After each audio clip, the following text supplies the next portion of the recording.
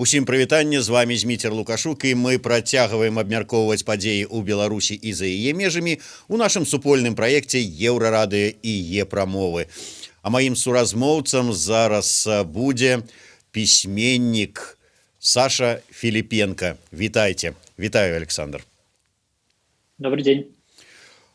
Вот я читаю и гляжу за в окно, такое у нас сегодня солнечное надворье, у Минску солнце, весна, уже нібыта вот здаецца, вось яна, вось весна, але читаешь потым социальные сетки и час от часу натыкаешься на такие досыць пессимистычные дописы, что и настрою нема, и веры нема, и надея згасае, и вот что-то вот усё не так, як марылася яшчэ восенню мінулага года.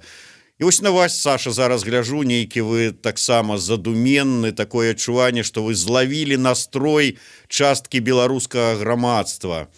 Ці так гэта, і як справіцца з гэтым усім? Не знаю, нет, мне так не кажется. Я свеж, бодрый, весел. Я просто оторвался от работы, поэтому, может быть, еще чуть-чуть думаю. Головой где-то там. У меня нет ощущения, не знаю, может быть, какая-то часть белорусского общества чувствует сейчас усталость, я думаю, скорее всего. Я думаю, что это усталость и, наверное, разочарование того, что как-то не получилось форсированно решить все те проблемы, которые стали перед белорусским обществом.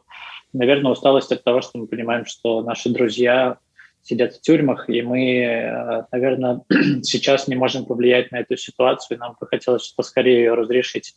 Наверное, кто-то разочаровался. Я думаю, каждый вправе сам решать, разочароваться или нет. Мне кажется, что я по своим друзьям могу сказать, что все понимают, что Рим строился не один день, это какой-то не быстрый процесс, и все, наоборот, настроены как-то очень бодро. И мне кажется, очень важно оставаться такими же радостными и веселыми, как мы были в августе и в сентябре, потому что мы не нарушаем законы, мы не делаем ничего противоправного, мы просто сражаемся за свои элементарные права.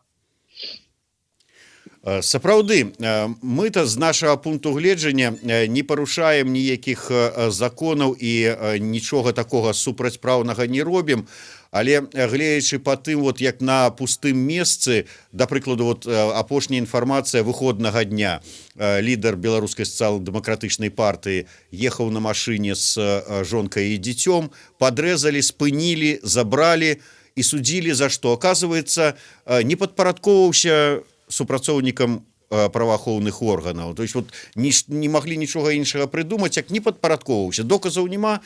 І вот так вот такая сітуацыя, в прынцыпе, можа здарыцца з кожным, і кожны гэта разумее, што дэфолт права, такі вот тэрмін, якім раней карысталіся толькі юрысты і, можа быць, толькі юрыстам быў зразумелы, зараз зразумелы большасці беларусаў, якія да юрыспрудэнцыі ніякага дачынення не мае. І дзе ж тут вот не згубіць частку нейкай такой упэўненасці у змены?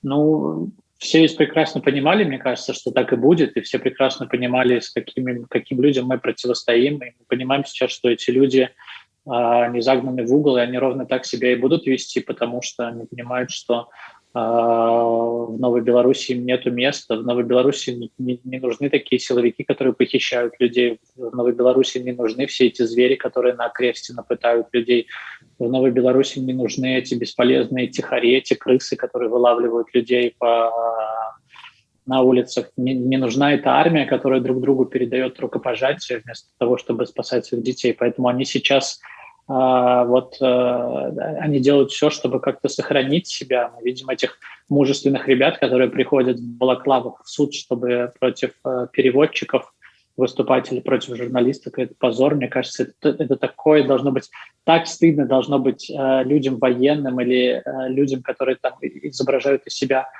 охранников правопорядка. Мне кажется, они должны сквозь землю провалиться. И в этом смысле, конечно, ну, ничего не стоит ожидать от людей, которые так себя ведут. Они будут продолжать так себя вести. И в этом смысле люди, которые выходят на улицу и которые собираются протестовать, они очень мужественные. И это, знаете, как там... Я недавно посмотрел короткометражный фильм шведский, в котором как-то засняли в бассейне ребят, которые прыгают с 10-метровой вышки. И за ними интересно наблюдать за людьми, которые делают этот первый шаг. Мне кажется, каждый белорус сейчас, который выходит на улицу, на марше протеста, он делает вот этот шаг с 10-метровой вышки. Это сейчас я читаю, как расстроены люди тем, что, наверное, мало выйдет людей на улице, и будет не так много, как летом. Но просто нужно правильно, как мне кажется, расставлять акценты. Даже если выйдет 2 человека на улице, это будут 2 человека мужественных, которые еще до марша знают, что они идут и могут быть задержаны. Все эти люди, которые выходят сейчас на марше, понимают, что они с большой долей вероятности могут быть задержаны, потому что люди, удерживающие власть, похищают, запугивают постоянно. И в этом смысле, даже если это будет 1000 или 5000 человек, это будет 1000 или 5000 очень мужественных людей. Мы должны восхищаться ими и понимать, что если бы в Минске разрешили провести марш свободы, и люди знали, что их не будут задерживать, на улицу вышли бы миллионы. Сапраўды, зараз вельмі шмат таких вот уже мы кажам і затрыманняў і судоў, прычым прысуды вельмі жорсткія, пачынаючы ад вялікіх сум штрафаў да там крымінальных спраў, хатняй хіміі, гэтак далей. І нават людзі, якія вот хацелі бы выйсці, але вот у такіх умовах, дзе знайсці мужнасць, каб выйсці, калі ты нават ведаеш, што вот раней, што калі будзе нейкі штраф, табе дапамогуць справіцца з гэтым, выплаціць, то зараз яшчэ за то, што ты атрымаеш дапамогу, можа быць крымінальны які-небудзь пераслед. І тут сапраўды вялікая мужнасць, патрэбна, каб выйсці, от дзе яе шукаць. Ну, тут сложно давать какие-то советы. Каждый сам для себя должен ответить на этот вопрос. Возможно, вы можете находить это мужество в своих близких. Возможно, вы можете со своими друзьями как-то контактироваться, как делают многие. Когда вы выходите, я думаю, выходите не только для себя, вы понимаете, что вы в этот момент становитесь помощью другим людям, которые тоже вышли, и помощью ребятам, которые остаются в тюрьмах по-прежнему. Поэтому в этом смысле мне кажется, что нельзя никого призывать, и нет никаких каких-то таких советов, которые кто-то кому-то может дать, когда ты выходишь. Там, условно, когда я приезжал, я понимал, что я не могу не приехать и не выйти, да, и в этом смысле и поддержать. Каждый делает то, что может. Мы знаем сейчас свидетельства там, каких-то, не знаю, наших бабушек, пенсионеров, которые боятся выходить, потому что на них, опять же, нападают наши там великие защитники со щитами, с оружием, с газовыми пистолетами и водометами, да, и бабушки 70-80 лет боятся выходить на марши, но они ведут какую-то подрывную деятельность, они по ночам раскидывают листовки, развешивают флаги, поэтому каждый, во-первых, мы не вправе ни от кого требовать переступать через собственный страх, только сам человек может решить для себя, что он должен сейчас делать, что сейчас этот момент или нет. А во-вторых, мне кажется, что сейчас, я повторюсь, как мне кажется, протест трансформируется, и все равно ни у кого в Беларуси нет сомнений, чего все люди хотят. И вопрос того, что там, если на улице не будут сотни тысяч человек, это совсем не будет означать, что что-то изменилось в стране, или что-то затихло, или что мы забыли про то, что на кресте нас звери, или в других органах звери, или про то, что мы хотим жить в другой стране, а не жить в стране с этими динозаврами. Саша, вось вы прыгадалі жнівень і восень 2020 года, калі самі прыязджалі і выходзілі на вуліцы Мінска разам з іншымі сотнямі тысяч беларусаў. Часам у нас пад эфірамі ў каментарах выходзяць людзі і кажуць, што вы зараз будете нешта абмяркоўваць, пра нешта гаварыць 16 жніўня. Ну, я нагадаю, што гэта быў дзень, калі выйшла вось там пад 300 тысяч чалавек, калі не болей, толькі ў Мінску. Вось тады трэба было вырашаць, а вы тут усё профукали, скажем так, літаратурнай мовай, вы і лідары вашы і вы самі спалохаліся, не змаглі, не ўсё, а зараз уже позна. Як ты лічыш, тады 16 жніўня ці там не 16, а іншы дзень можна было вот взять раз і кардынальна ўсё змяніць? Я не знаю. Во-первых, мне совершенно неинтересно отвечать людям, которые что-то пишут в комментариях, и тем более приходят в комментарии выражать какие-то свои недовольства и мысли. Мы знаем, что это, если это не боты, вообще не тролли, да, то это вообще какая-то отдельная категория людей, которые в комментариях рассказывают, как правильно нужно было делать. И поэтому я не очень готов вступать в дискуссию с этими людьми. И мне не очень интересно в этом смысле, что они думают и что они от нас требуют. Я считаю, что мы выбрали единственно правильный выбор, и сделали единственно правильный выбор. Я считаю, что мы правильно действовали, я считаю, что мы по-прежнему правильно действуем, потому что мы не нарушаем законы, мы открыты. Мы единственное, чего хотим, чтобы посчитали голоса, чтобы случился диалог. Призывать к диалогу насильно и захватывать власть, я не очень верю, что в этом смысле, если бы произошел какой-то силовой захват власти, то потом эти люди, которые проводили бы силовой захват власти, передали бы демократическим силам. Да. Мы знаем, что был такой пример переходный в Португалии когда-то, да, но там таких примеров немного, и я думаю, что португальская армия как-то себя повела, да, тогда, при том, что я вообще не склонен сравнивать ситуации, да, в каждой стране всегда по-разному, это было там много десятков лет назад. В этом смысле, наверное, люди, которые комментируют, они, наверное, лучше знают, как следовало бы поступить, что нужно делать, как нужно делать, поэтому не хватает времени на то, чтобы приходить и в комментарии оставлять. Я не знаю, мне кажется, что мы настойчивы в своих требованиях, мы открыты в своих требованиях, мы не скрываем лица свои, в отличие от людей, которые приходят в те же суды, которые похищают людей. Мы хотим жить в этой стране, мы хотим, чтобы она была лучше, мы хотим, чтобы это была страна, в которой живут свободные художники, музыканты, айтишники, а чтобы это была не страна ОМОНовцев, которые, в общем-то, и понимают, что им больше нечего будет делать в этой стране, что им нужно будет искать новые работы, что им нужно будет получать образование. Я думаю, что это сейчас какой-то отмирающий вид, который просто сражается за то, чтобы все так же и дальше продолжить, чтобы у нас была какая-нибудь Северная Корея, потому что только в Северной Корее все эти люди будут нужны. Вось пра адміраючы від, нягледзячы на тое, што я яшчэ раз выбачаюся, вось адарваў цябе ад творчага працэсу, ад працы над новай кнігай, але я думаю, што ты ўсё ж такі глядзіш, сочыш за інфармацыяй і бачыў эту інфармацыю, якая з самай раніцы з'явілася пра тое, што Байпол апублікаваў, што, маўляў, ёсць звесткі пра падрыхтоўку сілавымі структурамі нейкага тэрарыстычнага акта на 25 сакавіка. Ты верыш, што такое магчыма, што беларусы будуць забіваць беларусаў вось такімі тэрарыстычнымі актамі? Я не знаю, насколько... Я, во-первых, не видел этой информации утром еще, я не читал, не знаю, поэтому мне сложно комментировать, что там написано.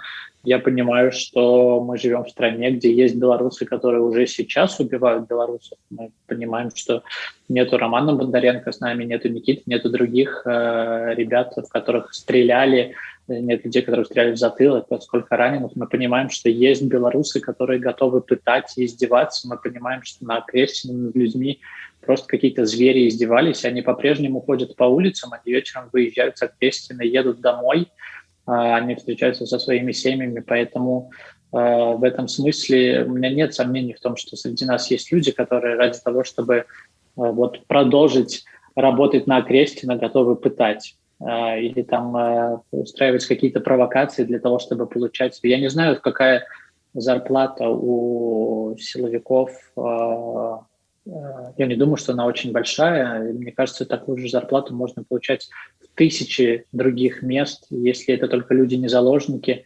И если они не запуганы, то я не понимаю, что ими движет. Я не понимаю, что может двигать человеком для того, чтобы пытать кого-то или похищать, для того, чтобы получать, я не знаю, сколько у них там, 1000 белорусских рублей они, наверное, получают в месяц, может быть, больше, там какие-то премии за зверство дают.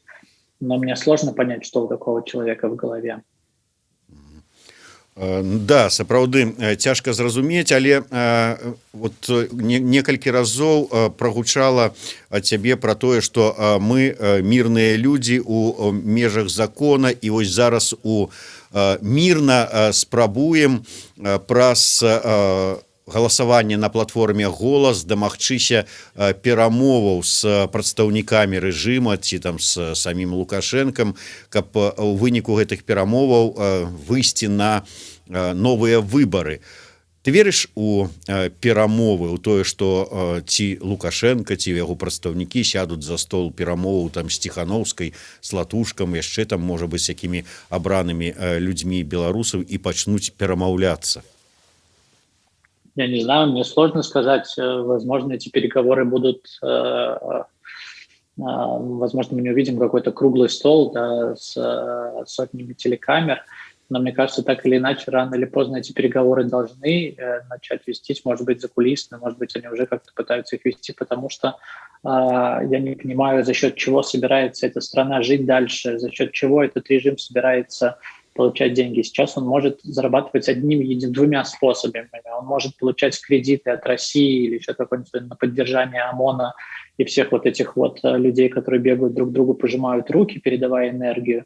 И он может торговать людьми, похищая их, и как это, собственно, всегда поступал, и там выменивая с Евросоюзом в обмен на какие-то там послабления, да, на отмену каких-то санкций. Мне кажется, что в этом смысле нам важно говорить сейчас с Евросоюзом о том, что невозможно больше выкупать людей, невозможно больше заниматься этим обменом и покупкой военнопленных для того, чтобы и себя в Европе успокоить тем, что мы что-то делаем. А безусловно, чтобы помочь людям, да, нужно как-то объяснить режиму, что больше совершенно точно нельзя похищать людей, что мы находимся в 2021 году, что так невозможно играть. В этом смысле рано или поздно, мне кажется, что им придется пойти на переговоры, потому что невозможно, ну, только если они не превратят страну в Северную Корею, и я не понимаю, как эта страна собирается зарабатывать, если никакие европейские страны не будут хотеть с нами там вообще никак не торговать, не взаимодействовать, если у нас будет нашим партнером большая Россия, как принято говорить, да, ну, экономика России, вы можете не полениться и посмотреть, что это, в общем-то, не самая большая экономика в Европе, да, и которая сейчас испытывает большие потрясения. Я думаю, что рано или поздно Россия, наверное, все-таки перестанет спонсировать режим Лукашенко, и она как-то задумается о том, что она, в общем, заинтересована в том, чтобы вокруг нее были богатые соседи, а не нищая страна, которая постоянно просит и просит денег на то, чтобы поддерживать собственный ОМОН, и просто на то, чтобы одна семья оставалась у власти, когда весь народ хочет, чтобы она ушла.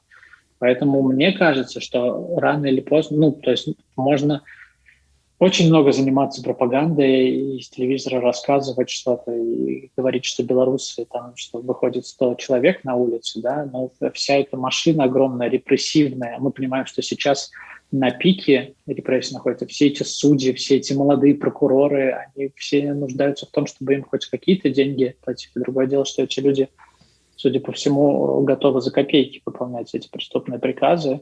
Но я думаю, что рано или поздно невозможно содержать 9-миллионную страну, которая не движется вперед просто, которая движется назад в 1970 год, а не в 2021, 2022 и далее. Там все, там, не знаю, в мире придумывают 5G, 6G, а мы придумываем, как интернет отключать и делать его медленно. Это какой-то путь в никуда. Да.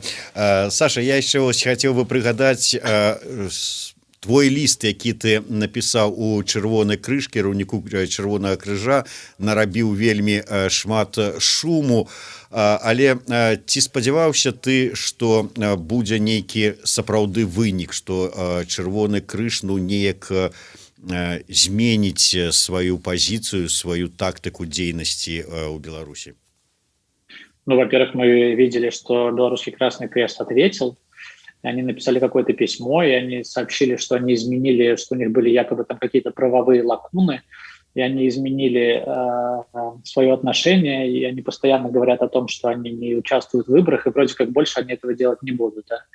Потом, когда я пишу письма президенту там, Красного Креста или Фазелю, я понимаю, что они находятся в ситуации, если наши чиновники могут не отвечать, то они находятся в ситуации, когда они не могут отвечать, не могут не отвечать, они могут не ответить мне прямо, да, там, условно, Фазель не ответил мне прямо, президент Красного Креста ответил мне через швейцарских журналистов, но они не могут не отвечать журналистам, которые тут же подхватывают эту тему и посылают еще раз все эти же вопросы и дублируют их. Поэтому я был твердо убежден в том, что мы не можем знать, какие будут результаты, да, но мы понимаем, что в этот момент мы убиваем несколько зайцев, потому что, во-первых, мы заставляем их двигаться, хотя эта машина такая очень неповоротливая и что-то делать, а во-вторых, мы в очередной раз обращаем внимание всей европейской общественности на то, что у нас происходит в 2021 году, и на то, что это совершенно недопустимо, на то, что мы не хотим дальше жить в этих условиях, мы хотим каких-то вообще элементарных свобод. Нет, ведь мы ведь не требуем ничего сверхъестественного, да? Мы просто хотим, чтобы посчитали голоса, чтобы случились выборы, на которых мы даже все не знаем, кто выиграет на этих выборах, потому что все будут голосовать за разных кандидатов, и всем очевидно, что там процент, который набрала Тихановский, это не ее электорат, да, поэтому мы просто сражаемся за какие-то элементарные свободы, и об этом я говорю. На это сложно не отвечать ни президенту Красного Креста, ни Фазелю, который, я думаю, до конца не понимал, во что он вляпался. Он, я думаю, не понимал, что там, когда я писал, у меня была абсолютно уверенность, что не будет никакого чемпионата мира в Беларуси, потому что это невозможно просто. Если вы хотите проводить праздник спорта, сделайте так, чтобы вокруг тоже был праздник. Да, але святкаваць у такой сітуацыі как бы мало кому хочется, хотя уладам хочется, конечно, каб это ўсё было. Тым не менш, ты узгадаў прапаганда зараз актыўна вельмі працуе не толькі над ачарненнем там пэўных людзей, скажем, Святланы Тихановскай, Латушкі, Матолька, Стрыжака і ўсіх астатніх, але і над ачарненнем сімвалаў, з якімі выйшлі беларусы. Бел-чырвона-белы сцяг — это ўжо фашысцкі цалкам у іх разуменні, нават пагоня, якая прызнаная гісторыка-культурнай з каштоўнасцю, таксама ўжо для іх некаштоўнасць. Лукашенко, які вось прыехаў у Хатынь, скарыстаўшыся тэмай другой сусветнай вайны, расказаў, што мы тут усяму свету пакажам, што такое генацыд. І вот прапаганда, як ты думаеш, все ж таки ці здолее яна спрацаваць? Хай, конечно, не ўсіх беларусаў, але пэўную частку пераканаць у тым, што, можа быць, яны неправы былі тут, захацеўшы замяніць Лукашенко і устаўшы пад бел-чырвона-белыя сцягі. Конечно, нет, потому что они могут решить как-то тактически этот вопрос, но невозможно решить стратегически этот вопрос, потому что любой человек, который просто, не знаю, откроет для себя Википедию, если он раньше не открывал Википедию, или любой ресурс, он поймет, что все то, что рассказывается, что это просто какая-то чушь. Да, безусловно, были люди, которые под бело-красно-белыми флагами занимали какие-то совершенно недопустимые позиции во время Второй мировой войны, но были же при этом же и люди, которые под этими же бело-красно-белыми флагами занимали другую позицию.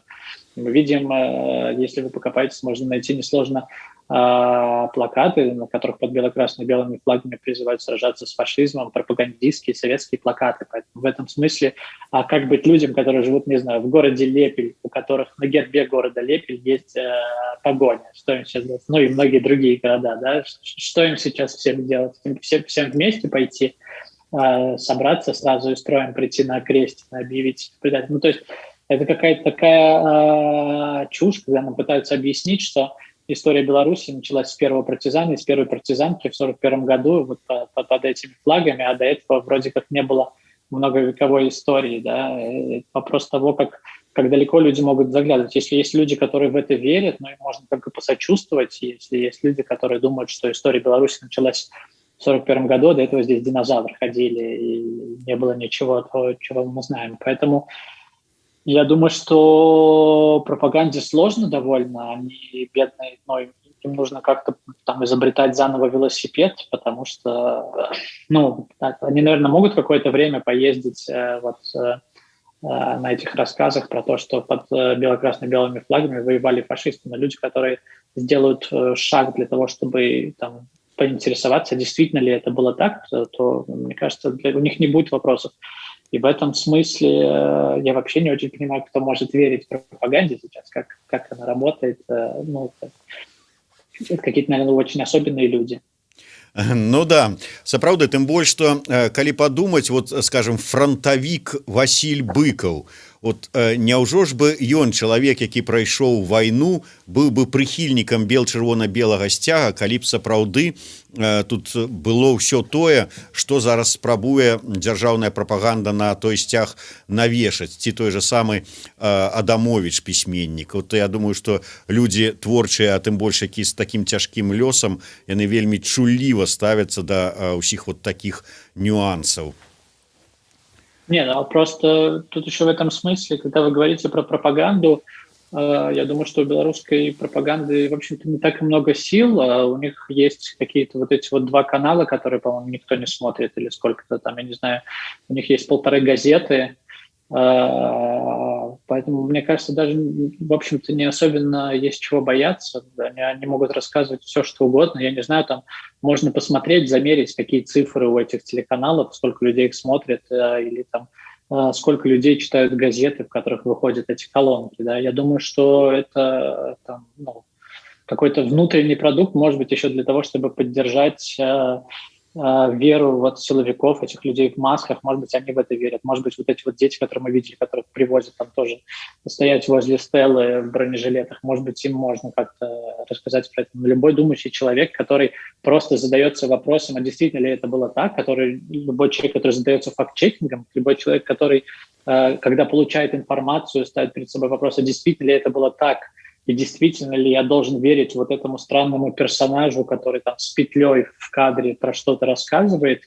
Мне кажется, во-первых, это неуважение к самому себе, да, если ты доверяешь такому человеку, если вот эта картинка убеждает тебя в чем-то, если эти методы тебя убеждают в чем-то, хотя ты понимаешь, что как действует пропаганда, как она действовала 10, 20, 30 лет назад, к чему она приводит.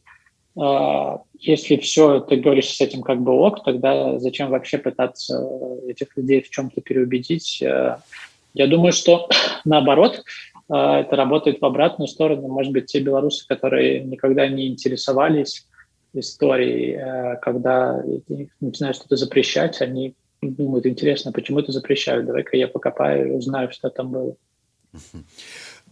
Саша, было вельмі шмат, вот мы говорили про это ўжо, вельмі шмат напісана песень, асабліва там рок-музыкантамі пад уздзеяннем тых эмоцый, тых падзеяў, якія адбываліся цягам 7 месяцаў у Беларусі. У цябе ёсць нейкія вот планы, можа быць, па гэтых падзеях штосьці напісаць?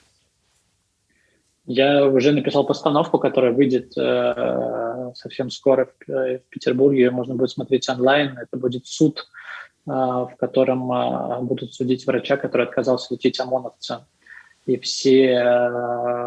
через эти события мы сможем рассказать в очередной раз, что происходило в Беларуси, и все зрители в прямом эфире смогут вынести приговор, виновен ли этот врач или не виновен. И, в общем, в этом смысле мне, наверное, не столько было интересно в очередной раз рассказать про эти события, потому что мы там все знаем, все понимаем, сколько мне, наверное, важнее было поднять вопросы, которые встанут перед нами через 3 года, через 5 лет, потому что мы понимаем, что большинство этих тихарей останется с нами в нашей стране, они будут жить на этих улицах, и нам как-то придется склеивать общество.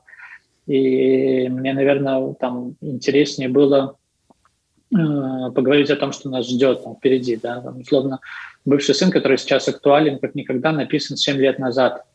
И тогда было понятно, что там, вот, дети будут играть в ОМОН, а мне все рассказывали, что это там, я преувеличиваю. Да? Сейчас YouTube завален роликами детей, которые играют в ОМОН. И в этом смысле мне интереснее, наверное, чуть-чуть вперед заглянуть и поднять вопросы, которые будут перед нами там, через несколько лет, потому что я твердо убежден, что долго этот ужас продолжаться не может. А вот потом перед нами встанут какие-то там сложные вопросы иллюстрации, сложные вопросы того, что делать с этими негодяями. И вот это вот все мне было интересно обсудить. Это первое. Второе, я думаю, что сейчас много будет написано романов про Беларусь, и я для себя не ответил на вопрос. У меня есть идея, которая отталкивается от этого же спектакля, но я не знаю. Я в этом смысле, вот я постоянно говорю, что я призывал бы людей вести дневники сейчас. Можете их даже не публиковать нигде, не обязательно писать в Фейсбуке, но это важные документы, которые потом будет важно читать для понимания того, что произошло. Поэтому я как-то стараюсь сейчас тоже вести какие-то свои дневники, которые не публикую, которые, может быть, однажды во что-то там выльются. Но там сейчас я занят другим романом, который просто уже много-много лет пишу, и это опять исторический роман, который основан на документах. Такое будзе цікава пачытаць, конечно, дзённік Сашы Філіпенка з неапублікаванага калі-небудзь. Сапраўды, гэта добрая ідэя, і усім падказваем, вядзіце свае дзённікі, асабліва гэта тычыцца тых, усіх, в прынцыпе, але асабліва тых, хто прайшоў праз затрыманне, суды, Акрэсціна, Жодзіна, Баранавіча, і можна працягваць, як бы там ні было. Саша, яшчэ пра беларускую дыяспару. Мы памятаем, які ўздым быў беларусаў ва ўсім свеце, як яны аб'ядналіся, як пачалі дапамагаць адзін аднаму. Я учора размаўляў з лідаркай гурта «Крыві» Веранікай Кругловай, якая ўжо 20 гадоў жыве ў Берліне. І зайшла размова пра дыаспару, кажа, я жыла 20 гадоў, і тут не было ніякай беларускай дыаспары. Я не ведала, пару чалавек. І ўсё, больш нікога не ведала. Пасля 9 жніўня высветлілася, што тут вельмі шмат беларусаў, яны аб'ядналіся, яны да гэтага часу штодня там збіраюцца на акцыі, на сустрэчы, на пастаноўкі, нешта там робяць, творча выяўляюцца. Ўсё ж такі, беларуская дыаспара, вось гэты такі ўздым, які быў восенню 2020 года, ён да гэтага часу захаваўся? Я могу говорить про Швейцарию сейчас. В Швейцарии, мне кажется, что белорусская диаспора очень активна, и люди собираются и выходят, собираются в Берне, выходят, и когда есть какие-то поводы, когда можно, не знаю, встретиться возле Федерации хоккея или возле Красного Креста, то как белорусская диаспора объединяется. И мне кажется, это говорит только о том, что, во-первых, это всю жизнь была проблема Беларуси, потому что миллионы белорусов, это не преувеличение, миллионы белорусов сейчас живут за пределами Беларуси, и это люди, которые точно так же, у которых не оторвались корни, которые чувствуют боль, ту же боль, которую чувствуют люди в Минске, они пытаются помочь всячески. Там многие пытались приехать, сейчас из-за ковида для кого-то это там было сложно, из-за разных ситуаций в странах, это не всегда было возможно, но люди пытаются сделать все от них возможное, обратить внимание на то, что происходит, потому что в мире, к сожалению, много проблем, и не всегда там даже внимание европейской мировой общественности, оно как-то направлено на Беларусь. Вы знаете, если вы окажетесь, например, в Женеве возле Дворца наций, да, где происходит заседание, где очень долго политики обсуждают вечные проблемы вместо того, чтобы их решать. Там площадь, на которой такие пикетированные стоят палатки, и люди рассказывают о проблемах в разных странах. И этих палаток очень много, и ты, оказавшись на этой площади, и впервые это тебя, так страшное место, потому что ты понимаешь, какие ужасы происходят. То есть ты и так это знаешь все, да, вроде как в одном месте, когда все это сконцентрировано, и ты понимаешь, какие ужасы происходят прямо сейчас в Бахрейне, прямо сейчас в Индии, прямо сейчас в Китае, прямо сейчас в Беларуси, и вроде как на этом фоне может что-то где-то затеряться, поэтому, мне кажется, очень важна роль диаспоры, которая в каждой стране, там, в Швеции, в Германии, в Польше постоянно напоминает, что сейчас в самом центре Европы происходит, там, без преувеличения, гуманитарная катастрофа, которую срочно нужно остановить и начать диалог. Верас недавно закончил читать «Бывшего сына». Сильно, Саша, спасибо, рекомендую всем знакомым. «Ветер свободы». Хочется сказать Саше спасибо за теплые слова и заверить, что мы не сдались. Я пачытаў, Саша, твой допіс у Фейсбуку, вельмі такі уразіў пра тое, што мы абавязкова убачым і вяртанне ўсіх, хто вымушаны быў з'ехаць з Беларусі, і вяртання пагоні на дом урада, і вып'ем шампанскага ля стэлы пад канцэрт нашых вядомых беларускіх музыкаў. Але ось цягам размовы ты прагучала такая фраза, што мы разумеем, што так лёгка ўсё не атрымаецца і давядзецца чакаць і змагацца. Як доўга чакаць гэтага канцэрта ля стэлы? Я не знаю. Я, как и все, хотел бы, чтобы он случился сегодня, чтобы он случился завтра. Мы все хотим, чтобы это случилось самое какое-то в ближайшее время. Мы хотим, чтобы, не знаю, для меня какой-то важный первый шаг сейчас, чтобы просто ребята все вышли из тюрем, да. Мы понимаем, что мы видим, как под каким давлением оказываются ребята, что многие из них не справляются морально сейчас. И в этом смысле какой-то самый первый шаг, да, чтобы освободили всех, кто просто не должен сейчас быть в тюрьмах.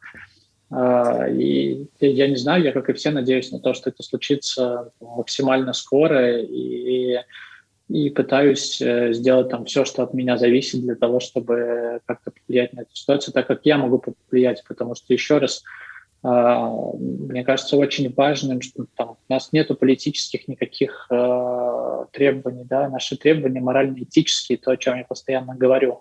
Мы хотим просто зваться людьми, мы не хотим знать имя президента. Мне все равно, кто будет следующим президентом Беларуси. Мне важно, чтобы запустился механизм, в котором бы эти президенты менялись, чтобы они были чиновниками, чтобы мы не знали о них ничего. Так же, как мы не знаем про каких-нибудь чиновников в паспортном столе или еще что-нибудь, чтобы эти люди выполняли свои функции, чтобы у нас были референдумы и прямая демократия, когда мы могли бы любые вопросы решать на национальном уровне или на уровне областей своих, когда мы хотим что-то изменить внутри своей области. И в этом смысле я понимаю, что, наверное, нам всем сейчас не нужно отчаиваться, и нам нужно продолжить каждый как может свою борьбу, потому что мы сражаемся за элементарные вещи. Наверное, мы должны были через это пройти, потому что многие люди в нашем обществе закрывали глаза на то, что происходит, и жили какими-то параллельными жизнями с этой властью, хотя давно было понятно, что эта власть будет себя вести ровно так, как ведет себя сейчас в этой ситуации. И когда люди выходили в 2006 году или в 2010, их называли змагарами и говорили, что смотрите, у нас все хорошо, мы начинаем жить лучше и т.д. и т.п., чем вы недовольны. Уже тогда люди понимали, что эта власть такая, что она будет вести себя так. И мне кажется, что нам нужно просто продолжить это давление, потому что мы, я не знаю, я сейчас миллион раз повторяюсь, да, но мы хотим каких-то элементарных, самых элементарных свобод, и мы хотим просто, чтобы соблюдались наши элементарные права, поэтому я надеюсь очень, что это случится в ближайшее время. Если это не случится в ближайшее время, то мы все равно не должны отступать, не должны вешать нос, потому что каждый раз, когда мы говорим себе, что все, ребят, расходимся, это значит, что уровень репрессий начинает расти, потому что эти люди чувствуют, как акулы чувствуют кровь, и они понимают, что они могут дальше кусать. И если мы остановимся и перестанем трубить об этом и добиваться своих прав и диалога, это значит, что ребята останутся в тюрьмах, и это значит, что Саша Василевич останется в тюрьме надолго, что Маша Колесникова останется в тюрьме надолго, что все другие ребята там надолго, и мы просто тогда каждый раз, когда мы будем возвращаться домой, должны будем понимать, что мы, может быть, не все сделали. Это еще раз не к тому, что у нас должно быть чувство вины, да, потому что чувство вины ничего хорошего не даст, но, наверное, к тому, что мы должны понимать, что сейчас мы не только за себя сражаемся, но и за ребят, которые оказались в более тяжелых условиях, чем мы, и которые оказались в недопустимых условиях, и мы должны предпринять все от нас зависит, все, что мы можем. Не обязательно, если кому-то страшно выходить на марши, то как-то по-другому об этом рассказывать. В любом случае этот режим очень старый, он не справляется со всеми новыми вызовами. Мы видим, что он не справился с платформами голосования, мы видим, что он не справился с Телеграмом, мы видим, что он не справился просто со свободными людьми. Он не может быть, он может существовать только в условиях несвободы. И чем больше мы будем проявлять свою свободу самыми разными способами, тем, что мы будем петь песни из окон, или будем вывешивать флаги, или все что угодно, этот режим не может существовать в свободе. Это то, что их страшит больше всего. Этих людей больше всего страшит свобода. Дзякуй вялікі, Саша. Ну і з надыходзячым святам цябе, з днём волі. Так, живе Беларусь. Век жыве. Саша Філіпенка, Зміцер Лукашук у сумесным праекце Еўрарадыё і Е-прамовы.